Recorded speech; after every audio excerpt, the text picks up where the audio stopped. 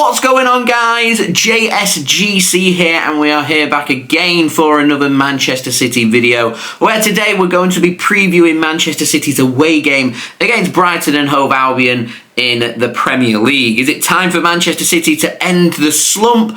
I certainly hope so. Or is it going to be 4 losses in a row for Manchester City in all competitions? So before I do crack on with this video, make sure, like always, if you are enjoying the content, do subscribe to my channel. It is free to subscribe. Also, don't forget social media links. They're in the description if you want to go and follow me on my Twitter, Instagram and TikTok. Email also in the description too if you want to hit me up for any sponsorships for any videos or any general business inquiries. Don't forget to leave a thumbs up. 100 likes is the aim. Do let me know your thoughts as well in the comments below, including your score and team prediction for this game. Finally, I want to say a big thank you to today's video sponsor, which is brought to you by SofaScore. SofaScore are going to keep you guys up to date every single step of the way with all the latest football scores, along with the latest match information, along with the team news, statistics, analysis, and all your good footballing needs, all in one place, all in one app. It's a free app to download, so worthwhile checking out. It is very highly rated and not just limited to football. It's one thing I really like about SofaScore. You can go check all the other scores from all the other games and all the other sports that you guys love to follow, including I've got my Miami Dolphins jersey on.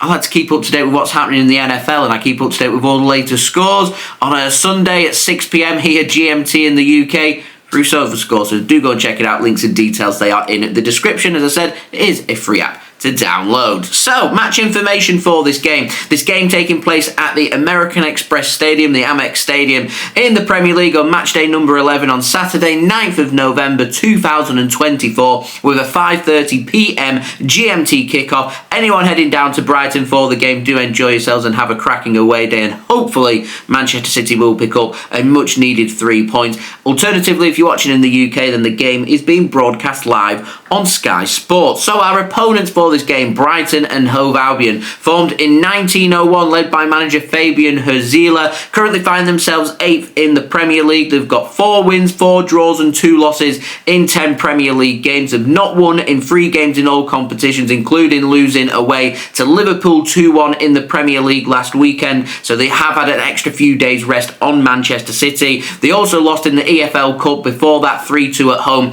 to Liverpool, and they drew 2-2 at home to Wolves before that in the weekend before. So Manchester City here looking at a team that's not in the very best of form, but certainly not having a bad season at all. They did win the previous 2 Premier League games before that with a 1-0 solid away win against Newcastle and a 3-2 home win against Tottenham Hotspur, so they definitely have something about them. So Manchester City here need to play a very, very good game if we are to beat Brighton away. Now, in terms of their dangers, it's all about attack for Brighton. Danny Welbeck, their top goal scorer with 6 goals. I'm expecting him to start. Manchester City player high line is going to be rubbing his hands at that, so Manchester City need to try and nullify that threat up top. They also need to try and nullify Kaoru Mitoma, their winger, pacey, quick, direct, going to cause Manchester City problems, so he needs man marking out of this game. Got other good options in attack as well, including the likes of João Pedro back from injury. Evan Ferguson could be an option as well. Power seemed to work really well for Sporting CP in midweek, so I wonder if they might go with Evan Ferguson to try and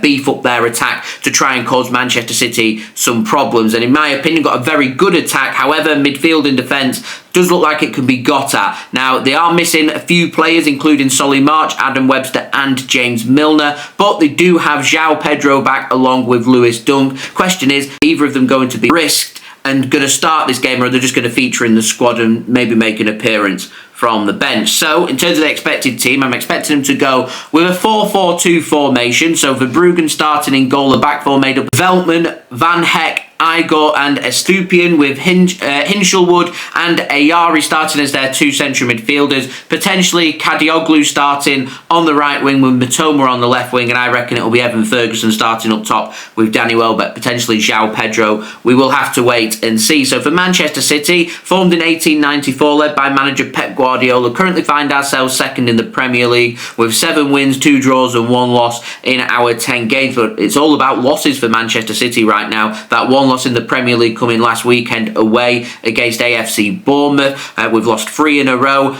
Correct me if I'm wrong, but I don't think Manchester City under Pep Guardiola have lost 4 in a row at any point. So Manchester City right now facing some of the worst form that we've had under Pep Guardiola, but he always seems to find an answer, and Manchester City always seem to find an answer and always seem to just be there or thereabouts, doing enough to make sure that we're capable of competing for all big trophies come the end of the season. Now, we did lose 2-1 away to Spurs in the EFL Cup. We don't need the distraction, so I wasn't too disappointed about that loss. I was disappointed with our performance against AFC Bournemouth, in particular the first 80 minutes of that game, but we looked pretty sharp in the final 10 minutes of that game. And then the match against Sporting, we looked pretty good for the first 35 minutes.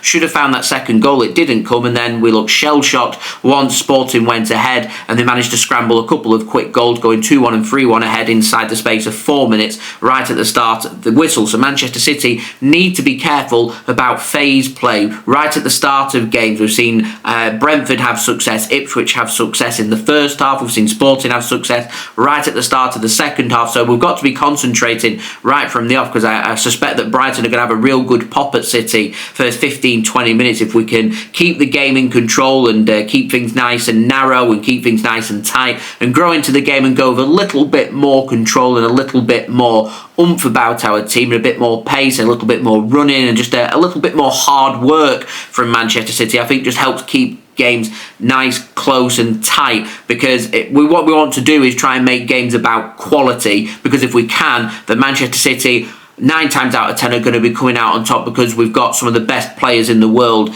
in our squad, and that's what we need to do here. Make sure that we're doing our defending properly, our ball control's done in a very good manner, our ball distribution's very good, not giving the ball away in silly areas, not over-committing and left with loads of gaps at the back where the team are left scrambling. That's what we've got to be careful of, and that's something we've not done very well over the last 3 games, in my opinion, in all competitions, and it was something that was really obvious to me during the Sporting game, with Manchester City just running back, panicking, not looking in control and shooting themselves in the foot. So what we want to do is make sure that we've got control in this game and ensure that we're putting in a high quality performance. So in terms of injuries for Manchester City, obviously we've got the long-term absentees of Oscar, Bobb and Rodri. We're also missing Ruben, Diaz and John Stones, which I think are big absentees for Manchester City. Jack Grealish is now training. He's been called up by England, so on paper he should be good to go here. If he isn't, you've got to ask why he's been called up by England in the first place. Someone's given a thumbs up for him to be called up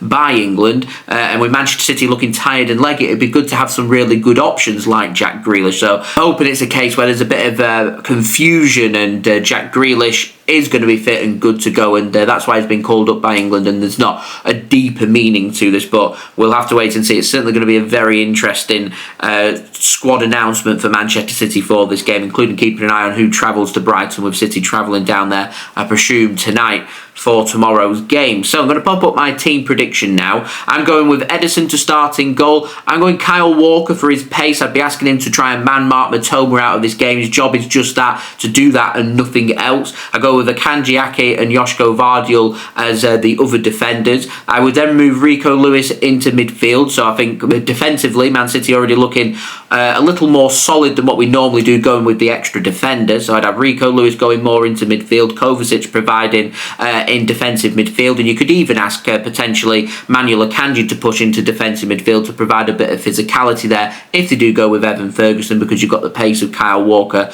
to be relied upon. I know he's dropped a little bit of pace, but he is still a quick player, and if he's fresh and good to go, then I'd start him for this game, and I'd move Rico Lewis into midfield to help with the tired legs in midfield, and I go with Phil Foden as well as the other option in midfield, playing behind striker Erling, Haaland, and I'd start Savinho and Matheus Nunes as Manchester City's 2 wingers for this game. So you've got options like Jeremy Doku to make an impact from the bench. I feel like he does that really well. 20 minutes at the end, give him a run at some tired Brighton defenders would be good. You've got fresh options like Ilkay, Gundogan. You've also got youngsters like James McAtee, Jacob Wright, Nico O'Reilly. You've got Simpson Persay. Wilson-Esbrand training now as well and should be an option, and potentially could have minutes for Kevin De Bruyne as well, and I'd be giving a rest for Bernardo Silva, because to me he looks knackered. Now, I want to see a response from Manchester City. I want to see us tighten up at the back. I want us to be defending better on counter-attacks. I want us to be aggressive in phases, putting Brighton under pressure rather than them putting us under pressure, ensuring that we're doing proper defending and ensuring that we're being patient, not forcing it and controlling this game. Because I think if we can keep a clean sheet in this game, I think Manchester City win this game, because I think we're more than capable of scoring at least one. We do want to be clinical. You've just got to put one ball into the back of the net, though. You don't want to be relying on you've always got to score 2, 3, 4 goals to win a game, because defensively it's not working if that is the case. So to me, got to sort out the defence, work onto the midfield, and then try and give some opportunities in attack. Now, in terms of my betting tips for this game, I fancy it's going to be both teams to score. I reckon Danny Welbeck's going to score any time for Brighton, and I fancy Phil Foden to build on his goal from Sporting and to score any time as well. Now, in terms of my score prediction, I'm going to be nice and positive. I'm going to go 2-1 Manchester City. I did and ah about what I wanted to do with this game, but I'm feeling optimistic, cautiously optimistic, going with a 2-1 Manchester City win. Now, next up, after the international break, so we're not playing for another couple of weeks, and it's the final international break before the next one happens in March. So 3 in 3 months, then you get none for 4 months.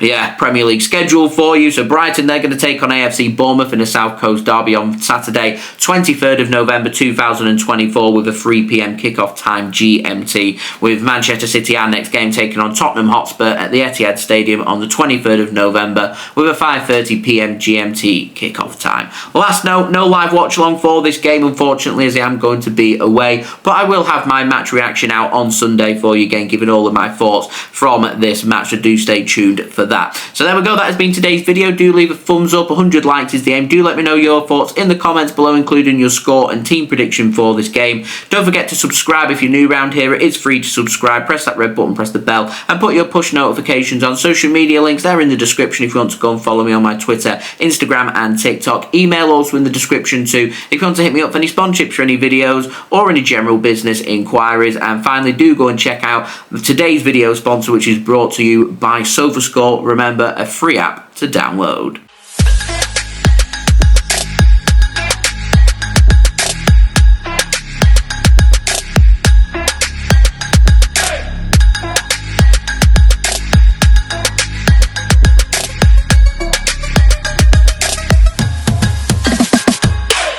And I'll see you all again real soon for the next video. So I've been JSGC. Thank you everyone for watching. I hope everyone is safe and well. Peace. Ciao for now.